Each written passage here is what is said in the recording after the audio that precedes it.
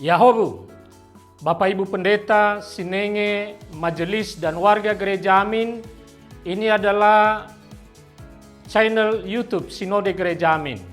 Karena itu, bagi yang mencintai Gereja Amin, tontonlah, subscribe, like, dan bagikan. Gereja Amin yang tangguh, mandiri, dan peduli. Tuhan Yesus memberkati.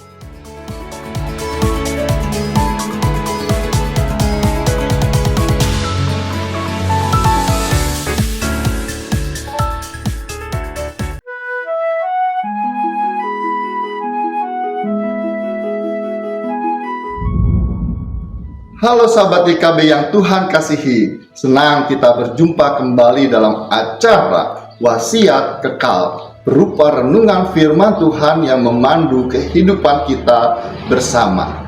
Saya, Pendeta Robinson Jeffrey Haposan Siaan, dengan basis pelayanan di Jemaat GKI Juwana.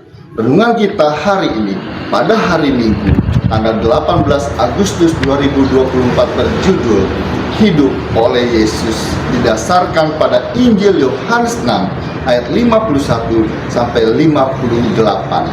Sebelum kita merenungkan firman Tuhan, mari kita berdoa. Allah yang hidup, di dalam nama Yesus Kristus, pada saat ini kami akan merenungkan firman-Mu.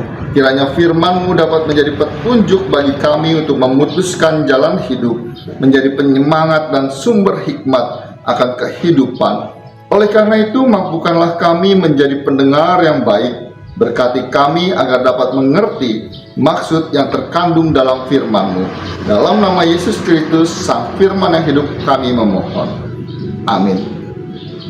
Yang menjadi pusat permenungan kita pada hari ini adalah Yohanes 6 ayat 57. Dengarkanlah firman Tuhan. Sama seperti Bapa yang hidup mengutus aku, dan aku hidup oleh Bapa, demikian juga siapa saja yang memakan aku akan hidup oleh aku. Sahabat IKB yang Tuhan kasihi, seorang miliarder Amerika bernama Brian Johnson sangat terobsesi akan perawatan anti penuaan. Upaya terbarunya ialah mentransfusikan plasma darah anaknya yang berusia 17 tahun ke dalam tubuhnya untuk membuat dirinya awet muda.